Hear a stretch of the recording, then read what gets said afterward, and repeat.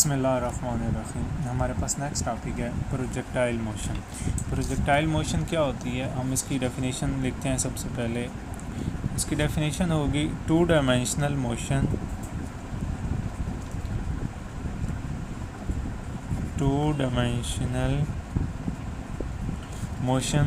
Under the constant acceleration,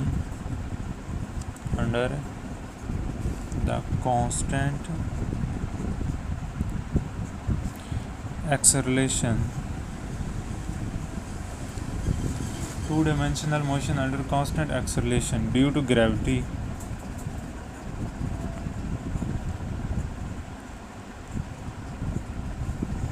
and inertia is called projectile motion.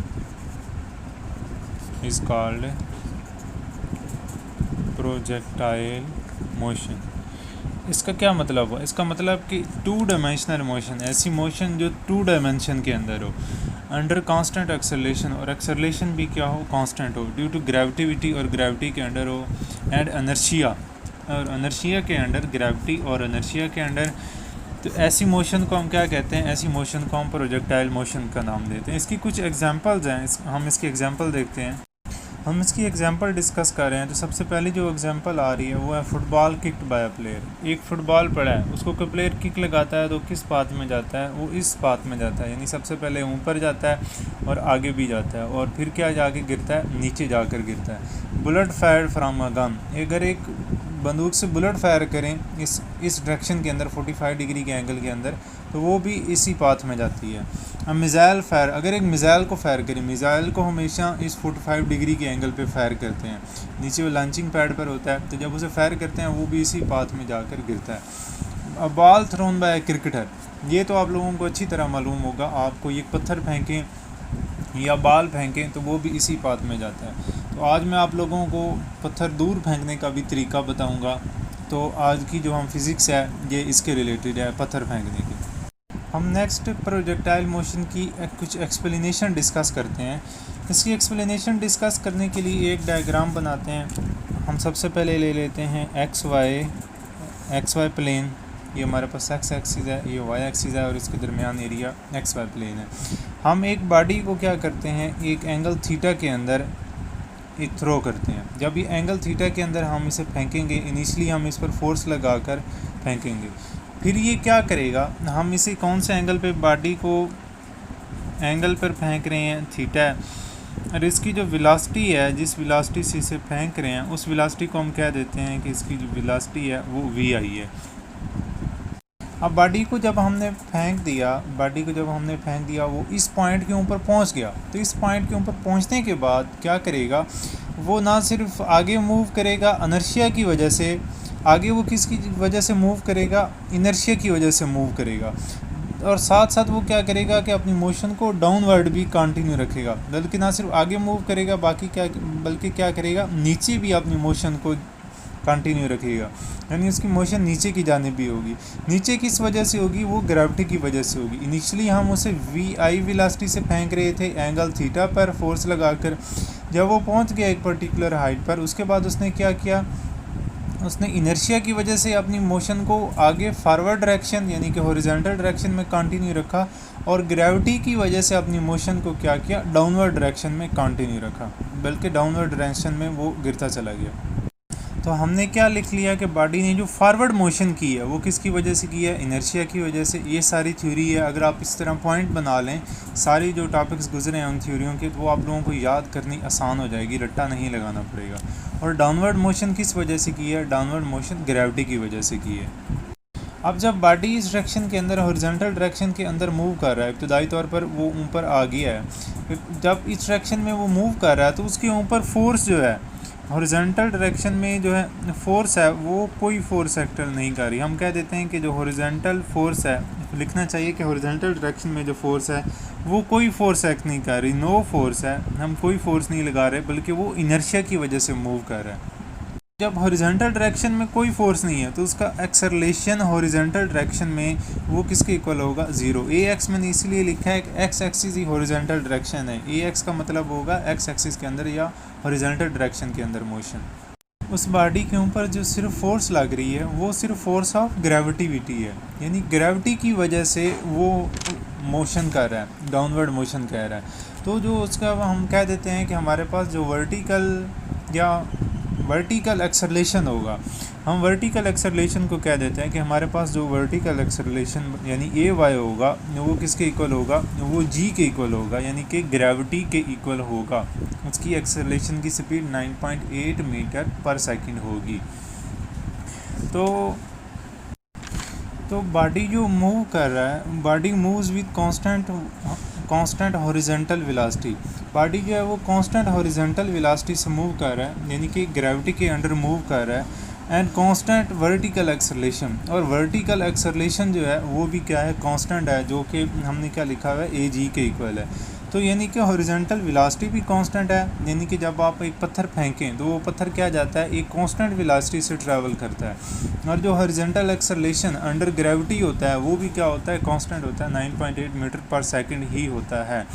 तो ऐसी motion जिसमें ये दोनों चीज़ें कांस्टेंट हैं, तो हम इस मोशन को क्या नाम दे देते हैं, हम कह देते हैं सच मोशन।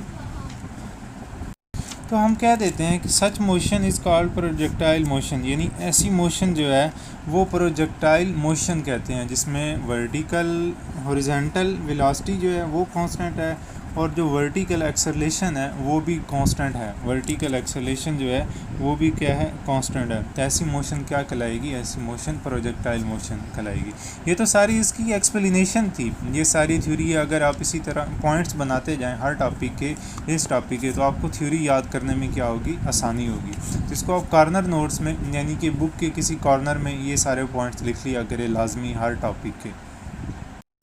नेक्स्ट टाइम डिस्कस कर रहे हैं कि ट्रिजेक्ट्री क्या होती है। ट्रिजेक्ट्री हमारे पास होता है कि ये जो हम प्रोजेक्ट कर रहे होते हैं या फेंक रहे होते हैं उसे हम प्रोजेक्टाइल का नाम देते हैं।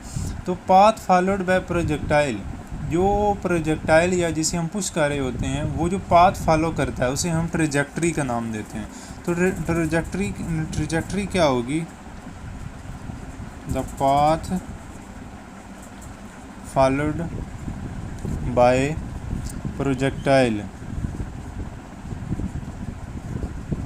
पाथ फॉलोड बाय प्रोजेक्टाइल उसे हम किस चीज़ का नाम देते हैं, हम कह देते हैं कि इज कॉल्ड ट्रिजेक्ट्री। प्रोजेक्टाइल जो पाथ फॉलो करता है उसे हम ट्रिजेक्ट्री कह रहे हैं। और जो ट्रिजेक्टाइल की प्रोजेक्ट्री होती है, यानी कि ट्रिजेक्ट्री पाथ फॉलोड यानी ट्रिजेक्ट्री ऑफ प्रोजेक्टाइल, वो क्या होता है, पैराबोला होता है। यानी कि जिस वो रास्ते से या जिस पाथ से वो ट्रैवल कर रहा होता है, या ये जो एक डायग्राम बनी है इसे हम पैराबोला का नाम देते हैं।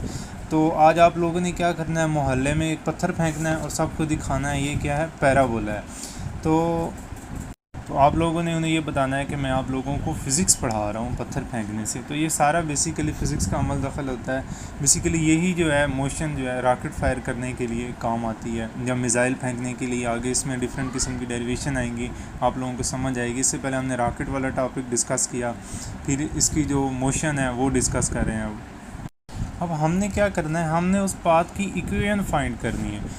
इक्वेशन फाइंड करने के लिए हम सबसे पहले जो हमारे पास सेकंड इक्वेशन ऑफ मोशन है वो लिख लेते हैं, जो कि हमारे पास s is equal to VIT plus 1/2 AT²। हम इस इक्वेशन की हेल्प लेते हैं,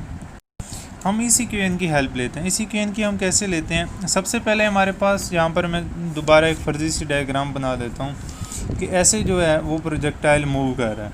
तो इसकी एक जो है वो x एक्सिस के अंदर डायरेक्शन है और एक क्या है, y एक्सिस के अंदर डायरेक्शन है। यानी कि एक इसका जो डिस्टेंस है वो x एक्सिस के अंदर है और एक डिस्टेंस क्या है, y एक्सिस के अंदर। हॉरिजॉन्टल डिस्टेंस x एक्सिस के अंदर है और जो वर्टिकल डिस्टेंस है, जो ऊपर जाने का डिस्टेंस, वो क्या है, y एक्सिस के अंदर है। तो हॉरिजॉन्टल डिस्टेंस के लिए यानी x एक्सिस के अंदर की s भी हमारे पास यहाँ पर क्या है, डिस्टेंस है। तो हॉरिजॉन्टल डिस्टेंस के लिए हम इस इक्वेशन को एक फॉर्म में चेंज कर लेते हैं। हम s की जगह x लिख लेंगे, किसके लिए, हॉरिजॉन्टल डिस्टेंस के लिए। और उसके बाद क्या करेंगे, उसके बाद vi है हमारे पास इनिशियल वेलोसिटी, vi की जगह हम vix किसके लिए, हॉरिजॉन्टल वेलोसिटी यानी x एक्सिस के अंदर वेलोसिटी के लिए। तो यहाँ यहाँ हम क्या लिख लेंगे कि वी आई एक्स यहाँ पर हमने बिल्कुल इक्वेशन में नहीं घुसाना, बल्कि यहाँ पर छोटा सा इसके साथ जो सब इंडेक्स है वो लिखना है कि ये वी आई एक्स है, वी आई एक्स। इसके बाद टाइम हमारे पास, हम वही टाइम लिख देंगे। इसके बाद 1/2 एक्सेलरेशन। अब यहाँ हम हॉरिजॉन्टल डायरेक्शन के अंदर एक्सेलरेशन डिस्कस कर रहे हैं, तो हम इसको क्या लिखेंगे, ए एक्स, यानी कि एक्स एक्सिस के अंदर एक्सेलरेशन, तो साथ में टी स्क्वायर वैसे आ जाएगा। इसी केन को हमने किसके लिए लिख दिया, इसको हमने एक्स एक्सिस के लिए लिख लिया। अब हम इस इक्वेशन को वाई एक्सिस के लिए भी लिख सकते हैं, वो हम वाई एक्सिस के लिए कैसे लिखेंगे। अब हम इसी केन को वाई एक्सिस के लिए चेंज करें। सबसे पहले वाई एक्सिस के अंदर या वर्टिकल डायरेक्शन के अंदर ऊपर की डायरेक्शन में जो एक्सेलरेशन है, या एक्सेलरेशन नहीं, जो डिस्टेंस है, उसमें हम एस की जगह क्या लिखेंगे, उसमें एस की जगह वाई लिख लेंगे। यहाँ एस भी डिस्टेंस है और वाई भी डिस्टेंस है, लेकिन किस डायरेक्शन के अंदर, अपवर्ड डायरेक्शन के अंदर या वाई एक्सिस के अंदर। और वी आई की जगह यहाँ हमने वी आई एक्स लिखा था, यहाँ पर वाई एक्सिस के अंदर डिस्टेंस है तो हम वेलोसिटी है, तो हम इसे क्या लिख लेंगे, वी आई वाई, साथ में टाइम आ जाएगा। फिर 1/2 ए वाई, यहाँ पर ए एक्स लिखा था क्योंकि एक्स एक्सिस के अंदर एक्सेलरेशन था, यहाँ पर हम वाई एक्सिस के अंदर एक्सेलरेशन है तो हम ए वाई लिख देंगे, और उसे साथ में क्या आ जाएगा, टी स्क्वायर आ जाएगा। तो अब इन दोनों पाथ के अंदर, एक्स एक्सिस के अंदर और वाई एक्सिस के अंदर, डिफरेंट वेलोसिटी और एक्सेलरेशन जो है वो डिस्टेंस है।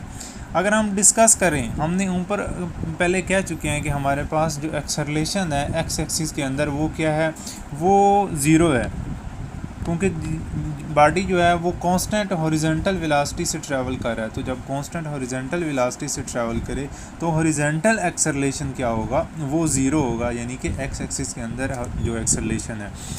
तो हमारे पास जो वी आई एक्स है, वी आई एक्स यानी कि एक्स एक्सिस के अंदर, उसे हम क्या देते हैं कि वो हमारे पास वी एक्स है, यानी सिर्फ एक्स एक्सिस के अंदर डिस्प्लेसमेंट है। ये हमने इसी इक्वेशन के लिए ये सारी चीज़ें लिख ली।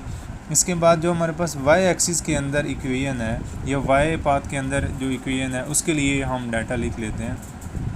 इसमें हमारे पास जो एक्सेलरेशन होगा वाई डायरेक्शन के अंदर, ए वाई, वो क्या होगा, वो -g होगा, क्योंकि बॉडी क्या है, वो अपवर्ड मूव कर रहा है, अगेंस्ट द ग्रेविटी मूव कर रहा है। तो अगेंस्ट द ग्रेविटी क्या होता है, नेगेटिव। वो हमारे पास जो वी आई वाई होगा उसकी हम कीमत ले रहे हैं वी आई, यानी कि इनिशियल एक्सेलरेशन, नहीं बल्कि हम यहाँ पर वी आई वाई को वी आई वाई ही रहने देते हैं कि ये इसी के इक्वल है, यानी कि वर्टिकल डायरेक्शन के अंदर। इसके बाद हम क्या लिख लेते हैं, और यहाँ पर भी हम वी आई एक्स लिख लेते हैं, यानी कि इनिशियल वेलोसिटी एक्स एक्सिस के अंदर, और यहाँ पर इनिशियल वेलोसिटी वाई एक्सिस के अंदर।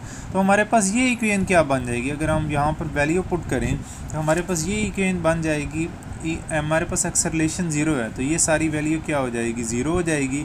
तो यहाँ पर क्या बच जाएगा, यहाँ पर सिर्फ बच जाएगा V I X into T.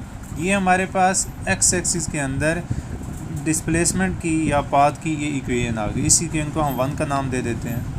अगर हम यही वैल्यू इसी इक्वेशन के अंदर पुट करें तो ये इक्वेशन क्या बन जाएगी, वाई एक्सिस के अंदर जो इक्वेशन है, वाई एज इट इज़ के as it is, A Y की जगह सिर्फ जी आ जाएगा, और वी आई वाई यानी कि initial velocity in Y direction वो वैसी की वैसी रहेगी। इसे हम क्या लिख लेंगे, 1/2 जी टी स्क्वायर, ये आ जाएगा। ये हमारे पास दो इक्वेशन आ जाएंगी, किसके लिए, पाथ के लिए, यानी कि हॉरिजॉन्टल और वर्टिकल के लिए। आगे हम एक स्पेशल केस डिस्कस कर लेते हैं। इस केस के अंदर क्या है, if body is projected horizontally from a certain height. पहले हम बॉडी को यहाँ से प्रोजेक्ट कर रहे हैं, अब हम फ़र्ज़ कर लेते हैं कि हम बॉडी को एक पर्टिकुलर हाइट के ऊपर प्रोजेक्ट कर रहे हैं। अब हम जो पत्थर फेंक रहे हैं वो हम हीरा कॉलेज की छत के ऊपर चढ़कर फेंक रहे हैं, या किसी बिल्डिंग पर या स्टोरी से हम पत्थर फेंक रहे हैं, यानी कि किसी हाइट पर। तो इसके लिए क्या होगा, इसके लिए सबसे पहले जो हमारे पास इनिशियल वेलोसिटी है वी आई या वी आई वाई, यानी कि वाई जो हमारे पास, यानी कि ये वाली जो वेलोसिटी है वाई एक्सिस के अंदर, वो क्या होगी, ज़ीरो के इक्वल होगी। और हमारे पास एक्सेलरेशन जो वाई डायरेक्शन के अंदर है वो ज़ीरो होगा, यानी ऊपर जाने के लिए जो एक्सेलरेशन हमने यहाँ पर डिस्कस किया था, ये वाला एक्सेलरेशन जी, ये क्या होगा, ये ज़ीरो होगा। इसके बाद हम ये सारी वैल्यू इसी इक्वेशन में पुट कर लेंगे, तो इक्वेशन क्या बन जाएगी, इक्वेशन बन जाएगी 1/2 जी टी स्क्वायर, क्योंकि ए वाई ज़ीरो है तो हमारे पास ये सारी चीज़ ज़ीरो हो जाएगी। तो ये टॉपिक